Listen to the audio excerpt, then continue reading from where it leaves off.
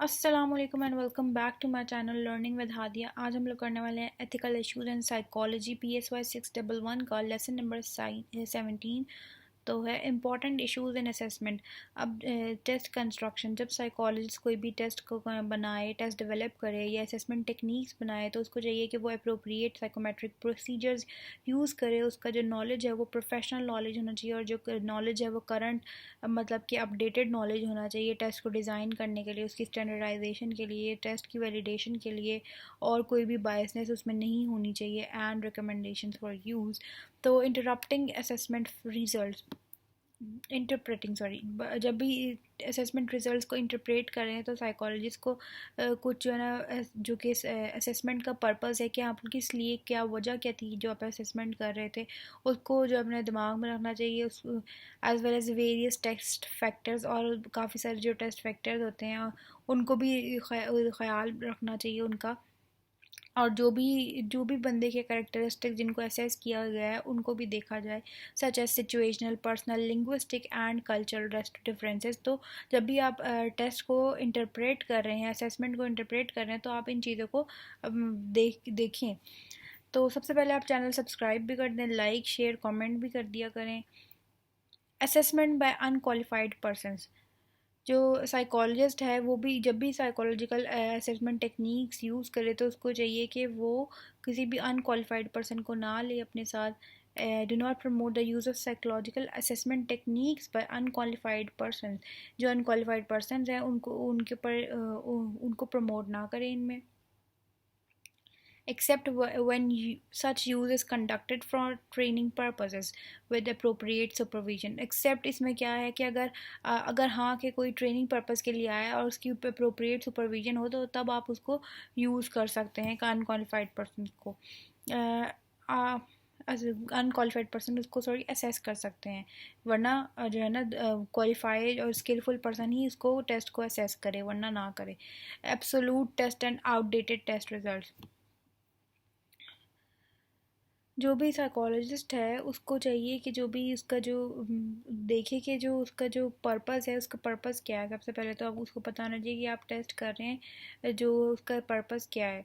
Do not base their assessment और intervention decisions और recommendations और डाटा, और उसको वो जो भी उसका असेसमेंट है या भी उसका डिसीजन है, जो भी वो उसका करंट, उसका जो पर्पस होना चाहिए वो आउटडेटेड नहीं होना चाहिए, बल्कि जो उसका पर्पस होना चाहिए वो outdated for the current purpose. मतलब जो उसका पर्पस होना चाहिए वो पुराना नहीं होना चाहिए, ये उसका मतलब कि लेटेस्ट कोई जो है ना पर्पस होना चाहिए, कोई आउटडेटेड किस्म का पर्पस ना हो उसका।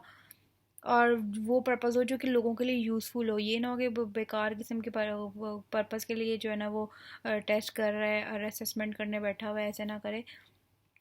Test coding and interpretation services, इसमें क्या है, जो भी साइकोलॉजिस्ट है जो कि असेसमेंट कर रहा है या स्कोरिंग सर्विसेज कर रहा है टू अनदर प्रोफेशन, वो जो टेस्ट का पर्पस बताए, नॉर्म्स बताए, वैलिडिटी बताए, रिलेबिलिटी बताए, और जो भी प्रोसीजर्स उसने जो अप्लाई किए हैं, कैसे अप्लाई, कौन से प्रोसीजर्स अप्लाई किए हैं, और any special qualification applicable to their use, और कोई स्पेशल क्वालिफिकेशन इसके लिए यूज़ होती है इन असेसमेंट्स के लिए तो वो भी बताए। Interpreting services are selected on the basis of evidence, जो भी इंटरप्रिटेशन सर्विसेज है वो एविडेंस के बेसिस पे सिलेक्ट की जाती हैं कि जो भी प्रोग्राम है उसका क्या वैलिडिटी है, उसकी एविडेंस क्या है, and procedures as well as other appropriate consideration। Psychologist की रिस्पॉन्सिबिलिटी होती है अप्रोप्रिएट एप्लीकेशन के लिए, उसकी जो भी वो टेस्ट कंडक्ट कर रहा है उसकी प्रॉपर तरीके से उसको लागू किया जाए, उसको इंटरप्रेट किया जाए, और उसके जो भी असेसमेंट इंस्ट्रूमेंट्स हैं उनको अच्छे तरीके से, सही तरीके से यूज़ भी किया जाए। एक्सप्लेनिंग असेसमेंट रिजल्ट्स, साइकोलॉजिस्ट को चाहिए कि वो रीजनेबल स्टेप्स लेके उसको अपने जो भी रिजल्ट्स है उसको एक्सप्लेन करे, और to ensure the explanation of results are given to individual, उस इंडिविजुअल को दिए जाए रिजल्ट को, और डेजिग्नेटेड रिप्रेजेंटेटिव। ये नहीं है कि आप जो है ना, कॉन्फिडेंशियलिटी का भी इशू होता है ना, कि जो भी रिजल्ट्स हैं उसी इंडिविजुअल को दिया जाए, या वो भी जो भी डेजिग्नेटेड रिप्रेजेंटेटिव है उसकी तरफ से, या उसको दिए जाएँ। unless the nature of relationship precludes provision of an explanation.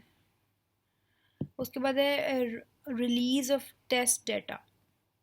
Psychologist को चाहिए जो भी टेस्ट का जो भी डाटा है वो सिर्फ अपने क्लाइंट को दे या जो भी बंदा उससे मुंसलिक है उसको दिया जाए रिजल्ट्स।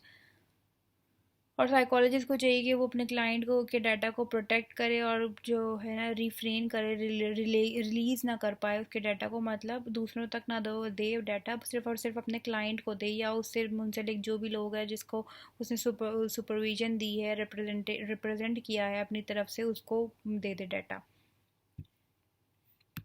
और उसको चाहिए कि मिसयूज़ ना करे डाटा का। when a client has not provided a release, अगर जो क्लाइंट है उसने जो है ना रिटन रिलीज नहीं दी या लीगल अगर आपको कोर्ट की तरफ से मैंडेट आ गया तो फिर आप जो है ना उसके जो भी रिजल्ट्स हैं वो लॉ के आगे पेश कर सकते हैं। अगर अगर जो क्लाइंट ने जो है ना आपको लीगली वो नहीं दिया कि मेरा जो है ना ये कॉन्फिडेंशियलिटी ब्रीच नहीं कर सकते, लेकिन आप कोर्ट के सामने जो है ना आप सारे जो है ना वो डाटा को जो है ना ब्रीच कर सकते हैं।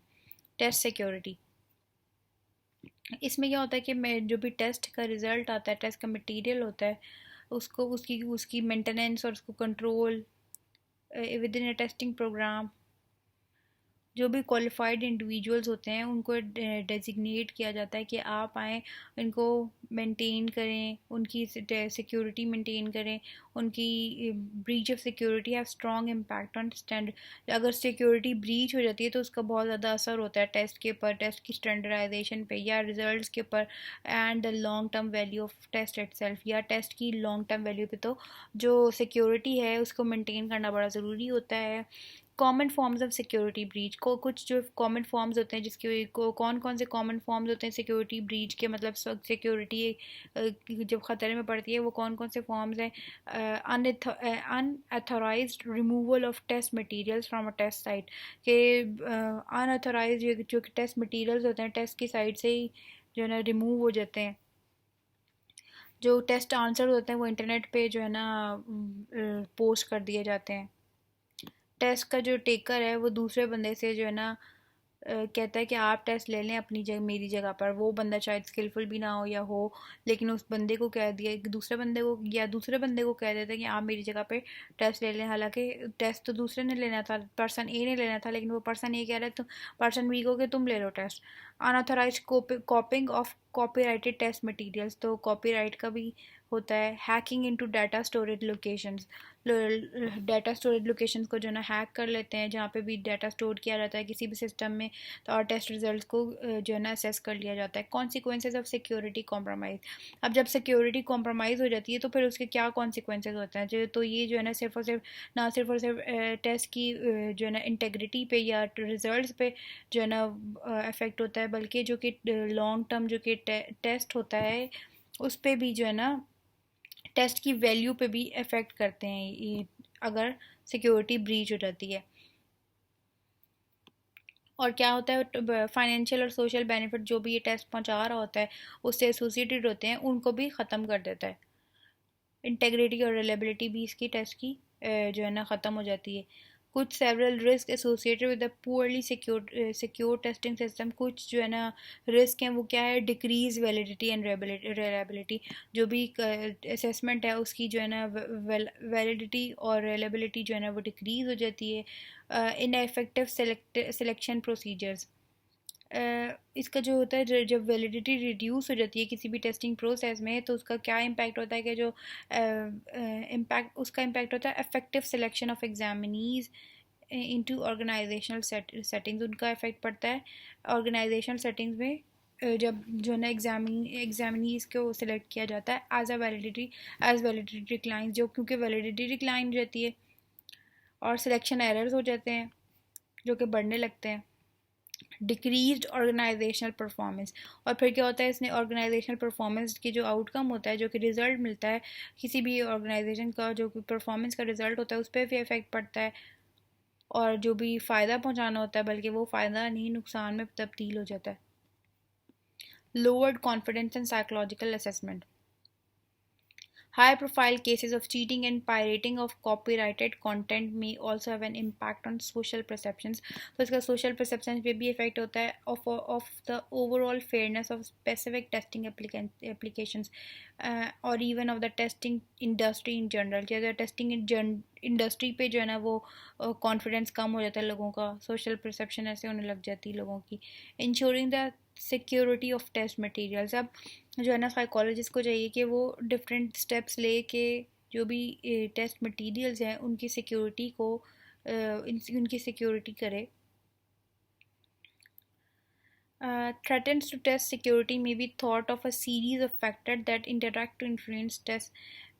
These factors include कौन कौन से factors हैं? Physical electronic security testing sites जो होती हैं कि फिजिकल जहाँ वहाँ से जो है ना टेस्टिंग जो कि मटेरियल होता है वो गायब हो जाता है, या इलेक्ट्रॉनिक सिक्योरिटी जो testing site content and data. जो भी टेस्ट यूज़र्स होते हैं उनकी क्वालिफ़िकेशन लेवल्स भी अप्रोप्रिएट होना चाहिए और एडमिनिस्ट्रेटर की भी क्वालिफ़िकेशन अच्छी होनी चाहिए. Cultural values within the test are administered. जो कि कल्चरल वैल्यूज़ होते हैं वो एक टेस्ट लेने वाले के अंदर देखे जाते हैं.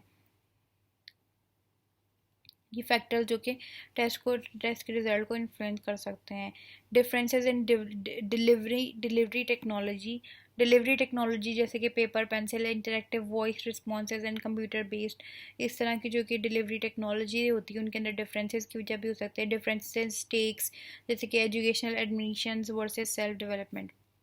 Methods for securing test programs. अब वो कौन से मेथड्स हैं जिसकी वजह से जो कि टेस्ट प्रोग्राम को जो है ना हम लोग सिक्योर कर सकते हैं, उनको सिक्योरिटी प्रोवाइड कर सकते हैं, मतलब उनको हिफाजत में रख सकते हैं. काफ़ी सारे सेवरल मेथड्स जो है ना साइकोलॉजिस्ट ने निकाले हैं इनके मटेरियल को और प्रोसीजर्स को जो है ना सेव करने के लिए. सबसे पहले क्या है? डेवलपिंग अल्टरनेट या पैरेलल टेस्ट फॉर्म्स या प्रोक्टोरिंग टेस्टिंग साइट्स. जो कि टेस्टिंग साइट्स हैं उनको भी प्रोटेक्ट करते हैं. Physically and electronic securing locations of test materials and result. जो कि फ़िज़िकल लोकेशन होती है या इलेक्ट्रॉनिक लोकेशंस होती हैं उनको भी सेव किया जाता है. Monitoring and analysing test response data. जो भी रिस्पॉन्स डाटा होता है उसको मॉनिटर करते हैं, एनालाइज करते हैं फॉर एबनॉर्मल रिस्पॉन्स पैटर्न्स.